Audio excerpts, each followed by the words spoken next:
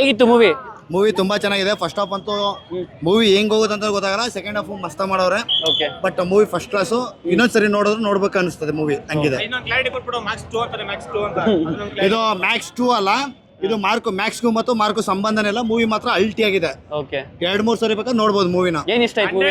Movie ಬಂದು making ಎಲ್ಲ ಚೆನ್ನಾಗಿ ಮಾಡೋರೆ. ಸುದೀಪ್ ಅವ್ರ ಆಕ್ಟಿಂಗ್ ಮಸ್ತ್ ಆಗಿದೆ. ಮತ್ತೆ ಡ್ಯಾನ್ಸ್ ಅಂತೂ ಫಸ್ಟ್ ಕ್ಲಾಸ್ ಮಾಡೋರೆ.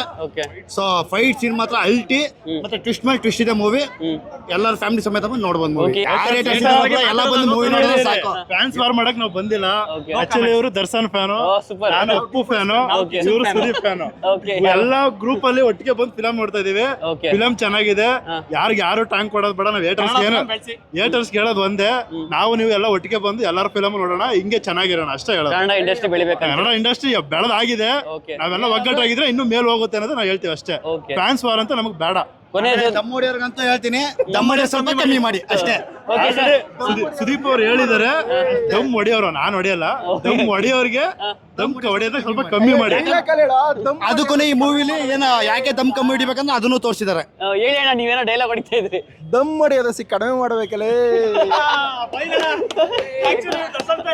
ಕಿಚ್ಚ ಬಾಸ್ ಏನಾದ್ರು ವಿಡಿಯೋ ನೋಡಿದ್ರೆ ಹೇಳಕ್ ಇಷ್ಟಪಡ್ತಾರೆ. ಕಿಚ್ಚ ಬಾಸ್ಗೆ ಏನ್ ಹೇಳೋದು, ಈ ಫಿಲಂ ತುಂಬಾ ಚೆನ್ನಾಗಿ ಬಂದಿದೆ.